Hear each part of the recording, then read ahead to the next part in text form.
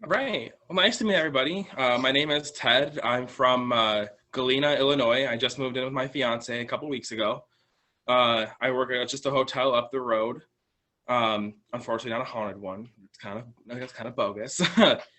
But I've been doing like ghost hunting and paranormal research per se for since the start of the year. About January, I think I got into it. Um, I was very much a part of the Conjuring live stream that they had, the Dark Zone first had. Watched that for every day it was available. Got home from work and watched that constantly. Watched all the cameras, watched all their setups. My mom's side of the family made a big deal of it. We all got together to watch the spooky stuff, we called it. But yeah, so starting off, I don't know how much you guys were taught yesterday, but I do have with me my own spirit box that I use. Um, these are used to capture EMFs and stuff like that from spirits. They talk in here when it's all on, of course, and you can hear what they say and make out certain phrases and things, and then you use some research after that, and you can find out some really cool things.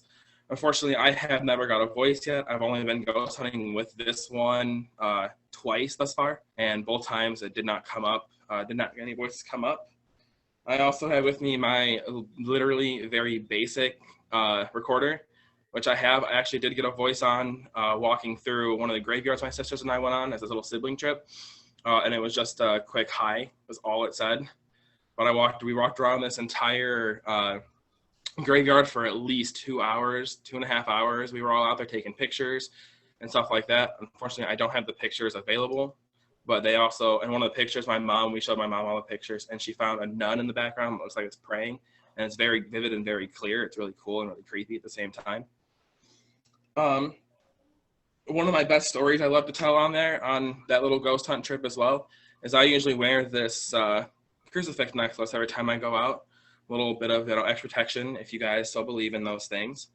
And we were doing a spirit box session with a different spirit box, and I decided to bring it up. I was like, "Do you guys like my necklace?" And I was like, I got no responses from that. But then a little bit later, I asked about it again, and I asked if I wanted to leave it here with the gravestone we were talking to. And immediately a woman's voice came through and said, "No, you keep it." It was wild. It was crazy. It was very vivid. Definitely probably the best experience I've ever had as an investigator myself. Minor investigator, I guess I would say. But yeah, we've traveled. My sisters and I go. It's just a little family thing. We go once in a while. We've gone to Wisconsin, not too far from Lake Geneva, I think it is. We've gone and done something there. And where I live, actually, Galena has a ton of paranormal history, and all over the town, anywhere you stop down the road, has their own paranormal history, things that have happened there, and stuff like that. So it's super crazy and super cool. Oh, wait, we have a student with a question. What is your question? Can you play the recorder? I want to hear the ghost say hi whenever you. I don't know if I have that recording anymore. It's been so long. The last one we did, it was it was March, before everything decided to shut down, was the last time we had a chance to go. Ever since then, we haven't been able to get together. I can see if I can find it real quick for you, though. If not, that's all right. And then while you're looking for it, you've mentioned that you do these kind of paranormal investigations with your family and stuff. Are they part of what got you into the paranormal? So my I have 3 older sisters. My middle sister, Samantha, has been very big into car readings and palm readings and things like that. And it was one day just during January, I was like, you know what, I want to learn more about this. And so I went over to her house. She set me up with a couple instruction books and stuff like that. We sat for a good, again, 4 hours or so, just talking about stuff, things that she's experienced and stuff like that. My family is also really good friends with a reverend who is also a medium, and they used to have chit-chats with her all the time and stuff like that. And unfortunately, I can't find the recording. I think there's only one in here, and I listened to it, and it was 3 seconds long, so that was highly unfortunate. All right, that's okay.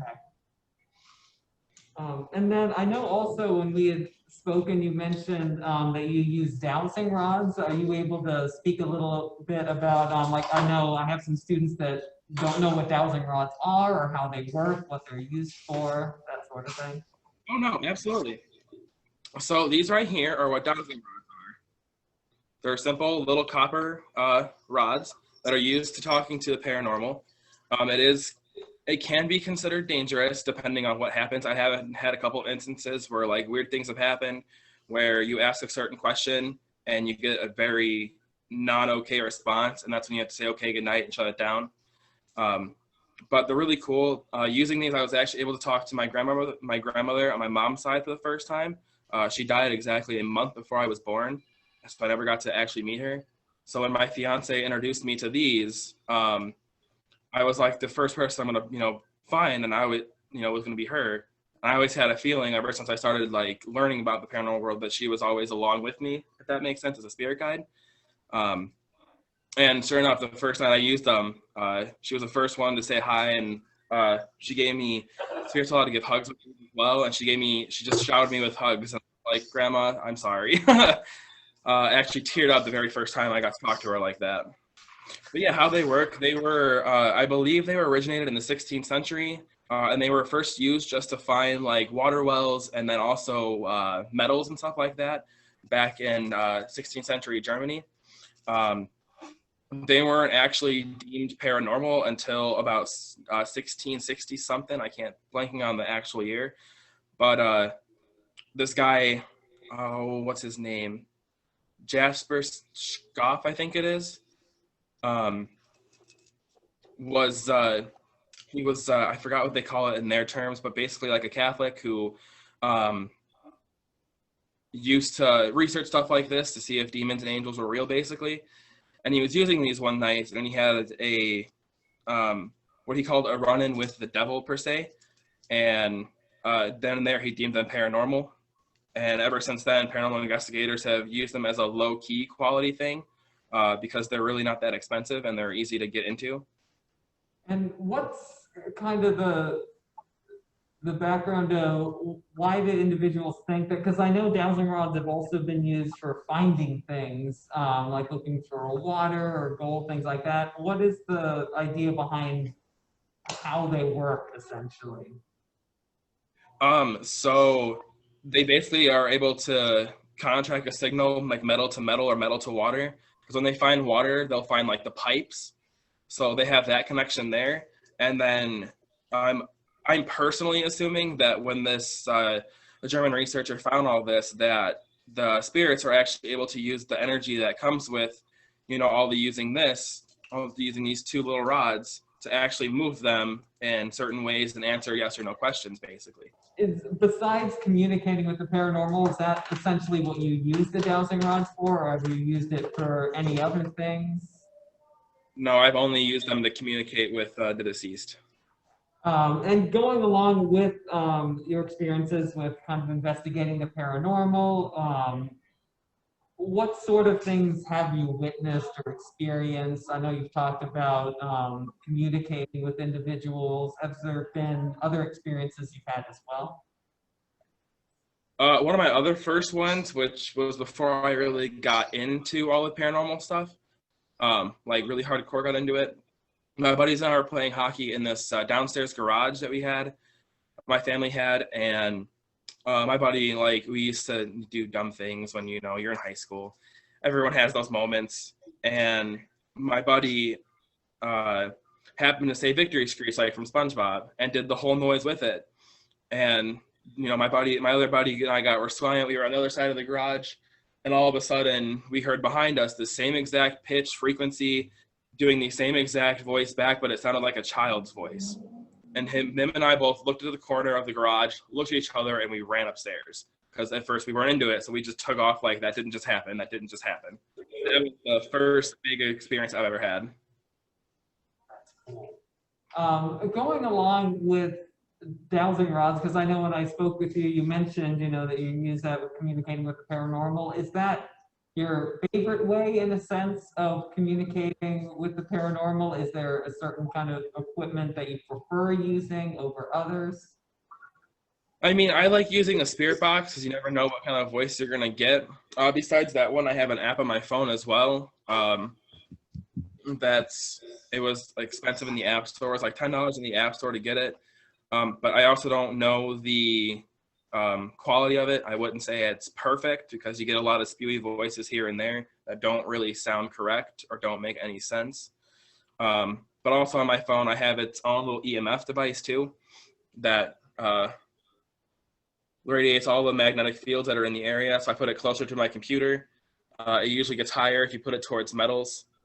It gets, yeah, right here at the top of my corner, it's reading like 400 and something degrees, or 400 microteslas in energy, which means a lot of energy coming from it, which is true because it's a computer, it's a device. If you put it towards like your refrigerator, you put it like a microwave when it's on, it also reads really, really high levels. But those are probably my best tools that I've ever used. I don't have anything more. I've been trying to construct my own SLS, which detects figures, because I have an old Connect, just don't have all the wirings for it. So still looking for those, unfortunately. And one, just kind of as a broad question, when you're doing paranormal investigating and things like that, do you ever feel scared, or is it usually like a positive experience? Like you said, communicating with your grandmother, obviously I would imagine that's more of a positive one. Is there ever kind of negative experiences as well? Oh, definitely. It depends on the night, really. There could always be, excuse me. It really depends on where you are, who you're trying to communicate to as well. With my grandma, I always get a positive energy from her. I can usually sense almost where she's at in the room. When I used to practice card readings and stuff like that, there was once I was just kind of sitting down and I happened to look over my shoulder and I could almost make out this little figure. And then my aunt sent me a picture whenever she came to visit not too long ago of my grandma and her sister. They were twins. And I said, oh my God, I've seen her before. She was sitting on the end of my bed. Where's the picture? Let me see if I can find that picture really quick. Yeah. It's a really creepy image too, but it was a little girl on the side of my bed of my grandma and her twin when they were young. And I remember seeing almost an exact figure look exactly like the edge of my bed when I was practicing readings. Just see the outline of her and just felt her presence. And it was wild. I was like, well, thank you for coming, Grandma. You know, it's nice to see you, meet you. That was before we actually talked. It was just, I knew she was there. And have there ever been instances where you're investigating the paranormal, you think there's something paranormal, and then you find a way to kind of explain it away, and you're like, oh, actually, that wasn't paranormal? Oh yeah, there's when my sisters and I went to one of the more haunted areas in Wisconsin as well. I can't think of where it was. A town started with the B. It was right across the border of Wisconsin and Illinois. We drove up on the gravel road to the cemetery, and like a rock kind of flew at her car. And we looked up, and you could see where all the tire marks had kicked up, more rocks. And it was like, Samantha, Robin, it was just a rock being kicked up from your tire. It was not thrown at you. Thank goodness, that would have been scary if it wasn't. It was really funny too. And when you're doing paranormal investigating, if you had to kind of put it to a ratio, would you say that the majority of the time you do find, unexplainable things, or is it the majority of the time, you find things that you can't explain away? Majority of the times you're finding things you can't explain. You never know when spirits are going to do their thing, if they're going to say hi, if they're going to move things, if they're going to talk to you. You really can never be sure. So all those little moments are the ones that matter the most as investigators. It's, oh my God, we got something, and that's just an amazing feeling to us, because you could be out on a property for hours and not get anything. And then you get one little clips of something. It's like, oh, our night's made, we've got something. I know it's a lot of, from my understanding, a lot of listening to stuff and watching stuff with not much happening for a while, but definitely worth it. Oh yeah. And speaking also of like paranormal encounters, you've shared kind of some of the ones that you've experienced. What would you say was the craziest encounter that you have ever had? So not really much of an encounter as much as a feeling. my sisters and I were taking this trip down Bray Road in Wisconsin. And it's known for the Beast of Bray Road, which used to be a big story big story where there was some kind of creature that used to like roam the land, feed on cattle, and then someone spotted it, which supposedly led to deaths and stuff like that. And we decided to take a little trip down the Beast of Bray, or the Bray Road, on our way to a different cemetery. And along the way, my sister said she feels something, and then all of a sudden we all decided, we all felt like this headache coming on. Everyone's like, yeah, I have a headache suddenly, like it just came out of nowhere. And I was like, oh, me too. Oh my God. And, I was in the back seat and I was like, well, wait, where's everyone's headaches coming from? And all four of us, we all together went like this at the same time and pointed to one certain section of our head that hurt, that had the headache coming on. And we were all like, whoa, all in one spot, what's going on? As soon as we got off the road, the headaches, they were gone. Immediately, as soon as we got off the road, they were gone. It was crazy. That's weird. I don't even know how you would explain why that would happen. Did you ever right? Did you ever happen to go back on the road to see if the same headaches returned? We have not yet, because that was way back in like March or early April when everything was still shut down. So we haven't had a chance to really go back. And then since I've moved, it's even harder because now they're a couple hours away. Interesting. And speaking of kind of locations and stuff, because it sounds like you've gotten to explore quite a few areas, what so far has been your kind of favorite place to explore, your kind of favorite place that you've gotten to go? I mean, I love graveyards. Any graveyards are fun. My fiance and I are hopefully planning to do our engagement photos out at the Ulysses S. Grant Cemetery that's out here in Galena. It's a really big cemetery. We haven't had a chance to go there yet, but we're hoping soon that our work schedules will align. We get a day off together.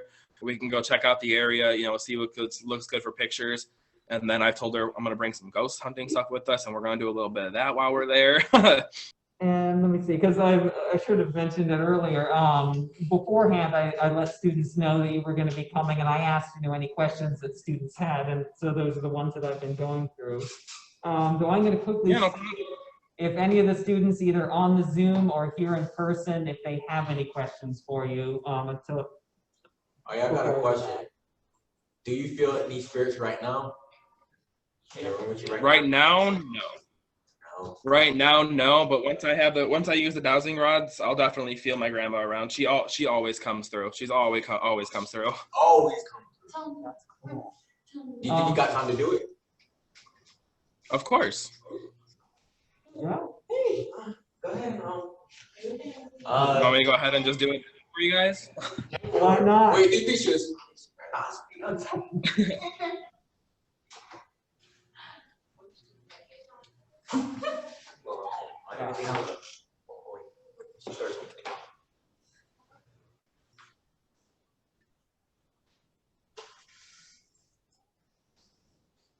Come on. Can you please show me my yes?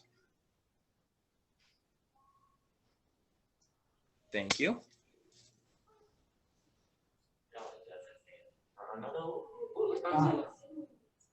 Can you please show me my no? Thank you. Something with dowsing rods is you always want to confirm who you're talking to. So you always ask questions that no one else knows the answer to but who you're trying to communicate with. Oh, do you have 4 daughters? So that answer is no, which is correct.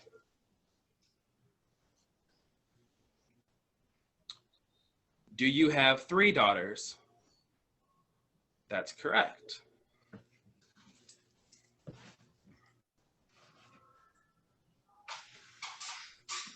Push them out, Grandma. There you go. Is one of their names Margaret?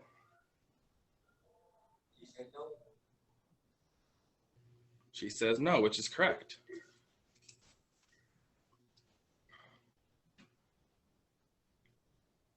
Center it out. Center it out, Grandma.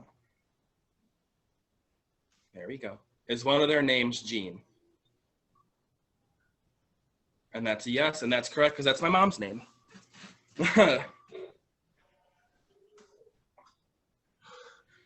Oh, did you die 6 months before I was born?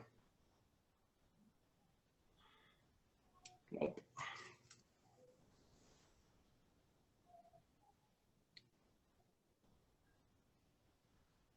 Did you die a month before I was born? Come on, Grandma, you know the answer. You know. There it is. There you go.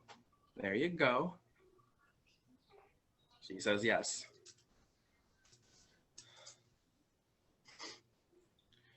Is this my Grandma Sulek? Hard yes. I thought she wanted to say no. Now that you know who you're talking to, you can ask things like, "Are they proud of you? Or are you on the right path?" You know, you can have them ask silly questions. I've asked about my dog that she never met either, and asked if he was still barking because he used to bark all the time, and she said yes, he always still barks. I thought that was really funny and amusing. One thing that's also really cool is you can have him point to things. So I'm going to try to have him point to the dog we have here. Hopefully she's able to, and if so, I'll pan the camera over and show you exactly where he is at. So I'm going to show you now. He's kind of chilling on the couch over there. Buddy! Oh.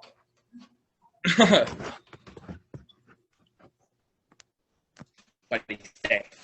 Stay. Good boy. Good boy. All right, Grandma. Can you do me a big favor? Can you point towards our dog?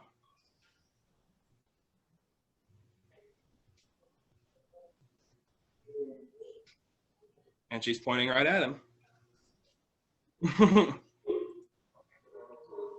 As I showed you, he's just moved and just chilling there.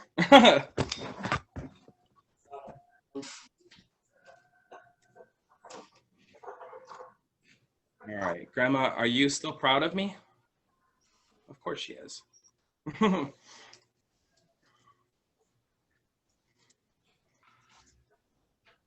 of my favorite things to do is always ask for a hug. Grandma, can I please have a hug?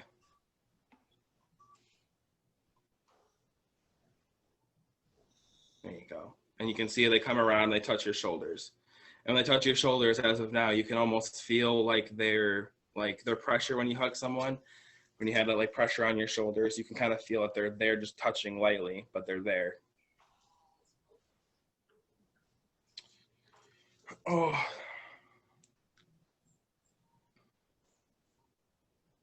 Trying to think what else to ask. Grandma, is today going to be a crazy day at work? Yeah, she don't know that one. She can't tell that one. Which is fine. Sometimes they don't know. Sometimes they don't know.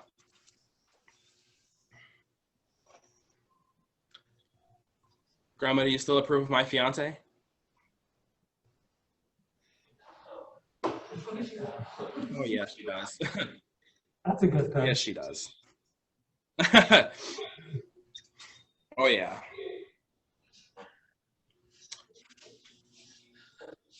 Grandma, do you like that I moved out to Galena? Oh, yeah, she loves that.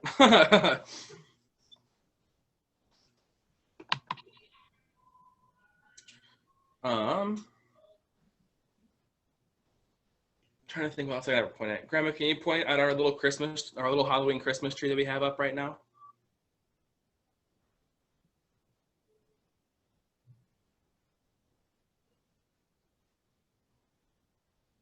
Hey. There you go. And then I said on the right, you have a little Halloween Christmas tree up right now. Nice. That's a tree to have. Right? It's still spooky season. It's still October, so it's a spooky tree. Music, yeah, not until after Thanksgiving. Then we can have Christmas music. Exactly. And we can put the real one up. We're not sure how we're going to fit that in here. We got a giant one. That'll be fun. And has there ever been an instance where you're using the dowsing rods and when you're asking those questions at the beginning, it's not who you're expecting it to be? Yes. I've had my grandma's sister come through. Her name is Aunt Ginny, we always called her. She actually came through, and I later asked my mom if that was possible. And she's like, "Oh yeah, they're twins. They're together. They always come together." And she actually came through, when I was first using them, she came through a little bit before my grandma did to say, hey, your grandma's here. She's just nervous to talk to you for the first time. So thank you so much for showing us that. Yeah, because this is the psychology of the paranormal, of course, and as you were saying in the beginning, like it's important to also, try to explain everything that you can first, and then when you're left with the unexplainable, that's when potentially, you got something. It's something paranormal. What, sometimes we don't Exactly. know. I was gonna say that's the best way to prove it's paranormal with the dowsing rods is having them point to our dog Bunny or the Christmas tree because they're two random objects in the household. We've had it point to whenever she's here, we'll have them point to each other. We'll have them point to. I've called her my mother-in-law already. I'm like, hey, point to my mother-in-law, and she'll be way across the room, and it'll be like, yep, she's over there. Another potential thing, and I know I have to be careful because I know we talked about this earlier, but I know you've also mentioned that you use tarot cards. And there are some students that aren't exactly sure what tarot cards are and kind of how they're used, what they're used for.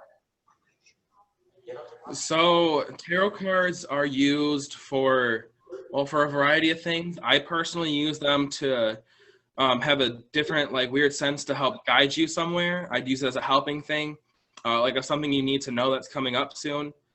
When I was first practicing, you usually practice on yourself quite a bit before you get going, and then you kind of move into family members who you know a little bit about but don't know their full extent.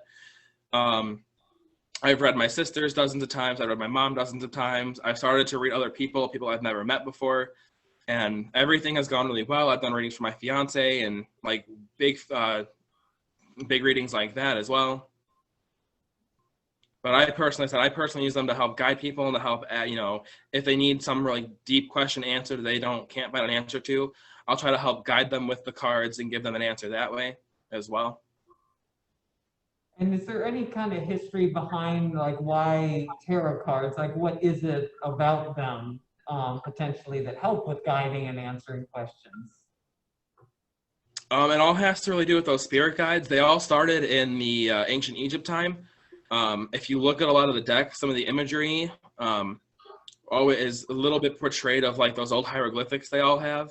One of the first decks had all those gods and goddesses actually on them. And then through the years, I mean, I can't think of the word now. The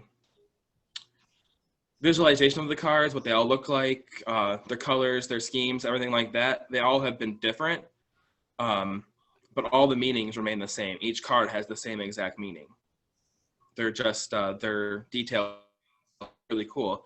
Because in those ways you can tell a story, what's going on and what you need to fix and stuff like that. They're used in countless ways. It's really unique. That was the first thing I actually got interested in, as I had my sister ask me, show me how to read, and she gave me my first deck and stuff like that. You mentioned kind of with using dowsing rods and doing paranormal investigations that sometimes you don't know who you're going to communicate. Sometimes they might not always be the most positive experiences. How can you potentially protect yourself in a sense, or what do you do to protect yourself? So if you ever have something you don't feel is right or doesn't seem quite right, your first thing to do is always shut it down. Like a dowsing rods, you say, okay, good night, and put the rods, you reset them, which is basically putting them straight down, which resets them, and then you put them up in a way, this way nothing else can come through. Like I said, I always wear, when I'm out investigating, I always have my crucifix necklace on, which is an act of God. Evil spirits don't like God. So I always wear one with me for that protection. And it's also a question I can ask when we're using stuff like that. But whenever you feel something that doesn't seem right, we personally choose to shut it down to get away from it because we don't want it following us and anything like that. And then another question that I got from students is, through listening to this, if they're interested in this, if they're like, oh, that sounds like something that I would want to do, how do people get started, essentially, if this is something that they are interested in? Something interesting is always look at a little bit of lore, do a little bit of research beforehand, and find somewhere you're really close by that has some history behind it, that has some haunted history behind it. Even if it's just a graveyard, you can always go to a graveyard to start and kind of walk around. There's an EMF, the device I showed you on my phone. That app on my phone is free, so you can always download that to just get EMF reads and stuff like that. Dowsing rods are pretty inexpensive too. I got mine for like $20, so they're not really that expensive at all. My EVP little recorder was like $20 at Meijer, which is a store we have out here. It's basically a little classier Walmart. So you gotta pick and choose where you find things. The spirit box I actually got for my birthday for my mom, and that one she told me it was like $80-$90. So that's where it gets a little pricey, is when you get to the more advanced equipment, things that are really meant for it and stuff like that. All right. Then the final question is kind of just overall, not necessarily relating to the paranormal, but kind of overall, you're speaking with high schoolers. These are 11th and 12th graders about to go out into the wondrous new world as adults. Is there any advice, general or specific, that you have for them? Good luck. Yeah. Just, follow what you guys believe in. If you want something hard enough, get it. I'm 22, so I'm still, just starting off too. All I've got is a job and a car so far, and of course a ring on my fiance's finger. So, that's what we're working with now. We've got a little apartment to ourselves that we're paying rent for. So it all comes in a little bit of time. You just keep working towards it, and if you want it bad enough, you'll get it.